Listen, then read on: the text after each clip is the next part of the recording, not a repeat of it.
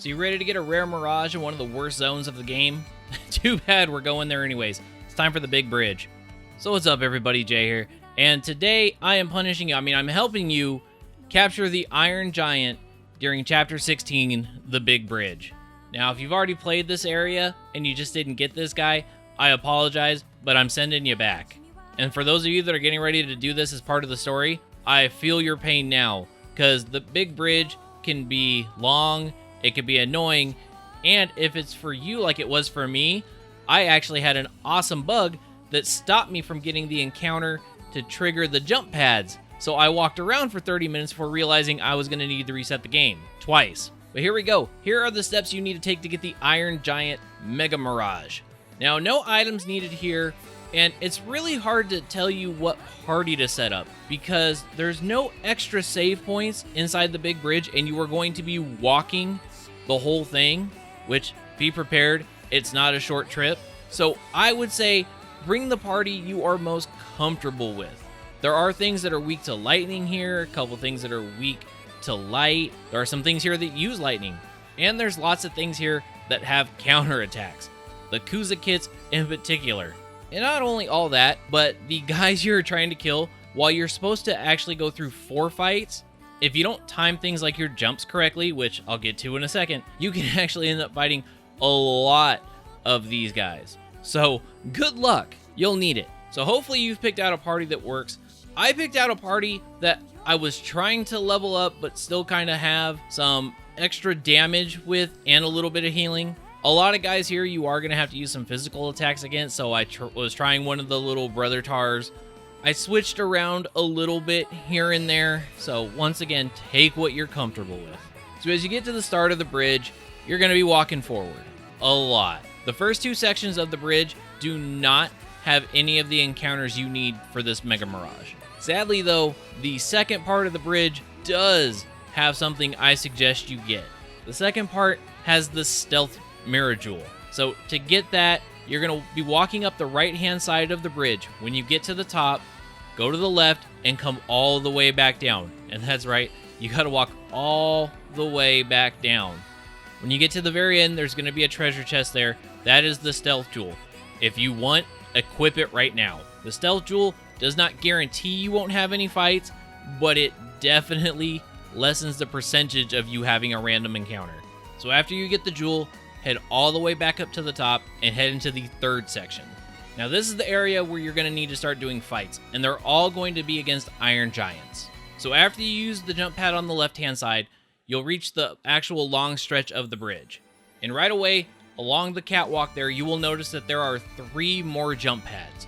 These are the ones I mentioned earlier that you're going to need your timing for your jumps to be just right. Because as you get closer to them, the first Mythril Giant will show up. Now you'll get a little tutorial screen that'll show up, but basically what it is he's going to send out these big light discs at you that you have to use the jump pads to jump over. If you get touched by one, you will have a battle against 3 Iron Giants.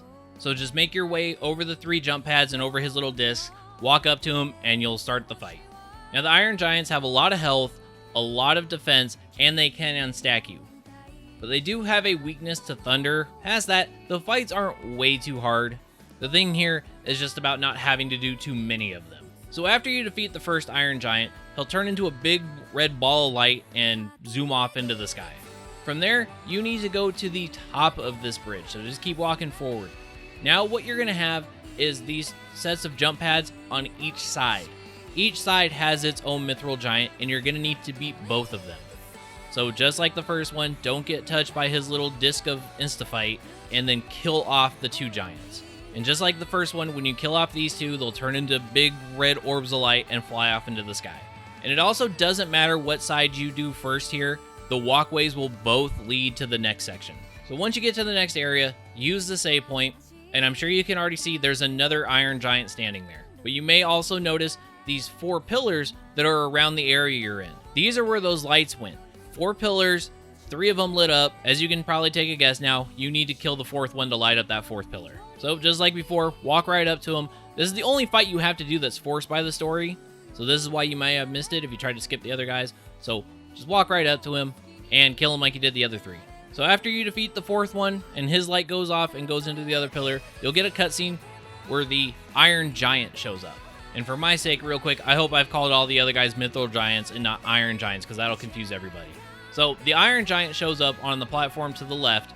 Don't go fight him right away. Go back to the save point. Now what you need to do is build a party around a lot of enhancement spells. So things like Haste or Shell or Protect. Hitting him with one of those is what triggers his Opportunity. Now if you don't have those spells, check and make sure you don't have a seed for one of them. And if you don't have a seed, check and see if you have the stones for one of them. So once you have your party ready, head off to the left and initiate the fight. So once the fight starts, hit them with anything you brought. Shell, Haste, Protect, any of your items, whatever. Just start getting them with them right away. Now, I tried hitting him with Shell multiple times in a row, and it didn't give it the same effect that it normally does when you hit somebody with multiples of their triggering spell. But if you want to do it, go ahead just to be on the safe side. But then also the other thing is his Opportunity seemed to wear off really quick. So just a little heads up there. But once you have him triggered, just go ahead and start trying to capture him. He doesn't hit way too hard. The only downside to him is he does have a counterattack, so if he breaks free, he might counterattack it real quick.